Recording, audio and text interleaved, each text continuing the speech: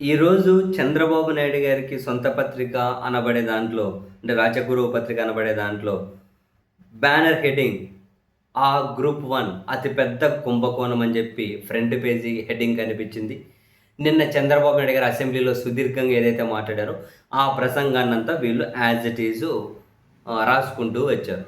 అయితే జగన్మోహన్ రెడ్డి గారి press meet అంతా నీట్‌గా విన్న తర్వాత ఇప్పుడు చంద్రబాబు నాయుడు గారు మాట్లాడిన మాటలు విన్నాము. అదే వీటిని వీళ్ళు అచ్చేసుకుంటూ వచ్చారు కాబట్టి మళ్ళీ ఇది రిపీటెడ్‌గా చదువుతూ పోయాం. ఏం రాశారు? జగన్ గారు ఏమైనా మిస్ అయ్యారా అని. ఈ పత్రికలో ఏం రాశారు?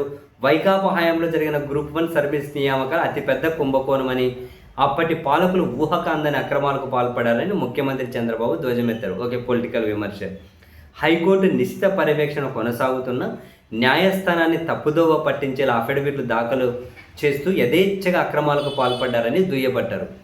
చంద్రబాబు నాయుడు గారి ప్రభుత్వ హయాంలో వీళ్ళు నియమించినటువంటి సిట్టే ఎలాంటి అక్రమాలు జరగలేదని హైకోర్టుకు ఏ డేట్ రోజు అఫిడవిట్ వేసిందో చూడండి అని జగన్మోహన్ రెడ్డి గారు చూపించారు. చంద్రబాబు నాయుడు గారి పీరియడ్లో వీళ్ళు వేసిన సిట్టే, దాంతో వీళ్ళు సంతృప్తి చెందకుండా ఇంకో సిట్టు వీళ్ళకి కావాల్సిన వాళ్ళతో నియమించుకున్నారు. అది జగన్ గారు లేవనెత్తిన కీలక అంశం. ఏపీపీఎస్సీలో అక్రమాలకు పాల్పడిన వారిని మామూలుగా అరెస్టు చేస్తే సరిపోదని సమాజం భయపడే సమాజం తర్వాత పేజీలోని గుర్తించుకునేలా తప్పు చేయాలంటే అధికారులు ఇతరులకు భయం పుట్టేలా కఠిన చర్యలు తీసుకుంటామని చంద్రబాబు చెప్పారు. సరే ఫైన్, ఏం తీసుకుంటారో చూడాలి. సో ఇందులో ఇవన్నీ రాజకీయ విమర్శలే ఉన్నాయి. విమర్శలు చేసుకుంటూ నెక్స్ట్ వీళ్ళు కీలకంగా లేవనెత్తినటువంటి అంశాలను 1 by 1 ప్రింట్ చేసుకుంటూ వచ్చారు. ఏమనంట, రాష్ట్ర భవిష్యత్తును తీర్చిదిద్దాల్సిన గ్రూప్ 1 ఆఫీసర్ల ఎంపికను వైకాపా ప్రభుత్వం తీవ్ర అపహాస్యం చేసింది. పిఎస్ఆర్ ఆంజనేయులు తన స్నేహితుడైన ఆకేళ్ల శ్రీనివాసరావు ఎండీగా ఉన్న Sloane media advisory services private లిమిటెడ్కి సంబంధించిన true grader edu services private లిమిటెడ్కు టెండర్లు లేకుండానే డిజిటల్ మూల్యాంకనం బాధ్యతలు అప్పగించారు. ఆ తర్వాత పరీక్షా పత్రాలు ఏ విధంగా స్కాన్ చేశారు, ఏ విధంగా డిజిటల్ మూల్యాంకనం చేశారు, ఎవరెవరు డిజిటల్ మూల్యాంకనం చేశారు, ఈ వ్యక్తులు ఎవరు, ఇవన్నిటిని చంద్రబాబు నాయుడు గారు మాట్లాడుకుంటూ వచ్చారు. ఈ పత్రిక ప్రింట్ చేసుకుంటూ వచ్చింది. ఇక్కడ పాయింట్ ఏంటి అంటే, డిజిటల్ మూల్యాంకనం చేసినటువంటి ఆ ఫలితాలు ప్రకటించలేదు. హైకోర్టు వాటిని పక్కన పెట్టమని చెప్పింది. మాన్యువల్గా మూల్యాంకనం చేయమన్నారు. మాన్యువల్గా మూల్యాంకనం చేసిన తర్వాతనే ఫలితాలు ప్రకటించారు. చంద్రబాబు గారు అసెంబ్లీలో మాట్లాడిందైనా, ఈరోజు ఈ పత్రిక వీళ్ళు సుదీర్ఘంగా అంతా చదివారు.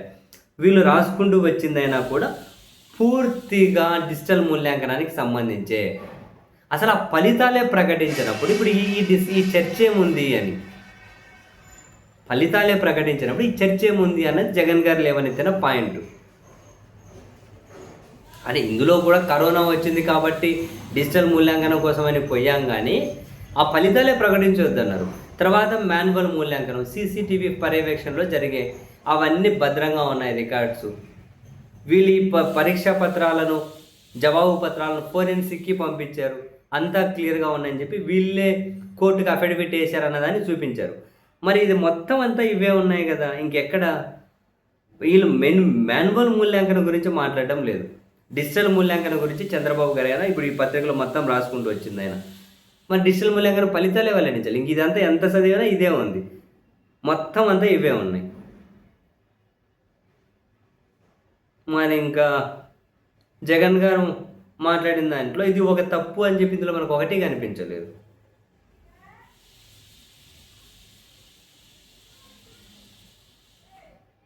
ఒకటి కనిపిస్తలేదు.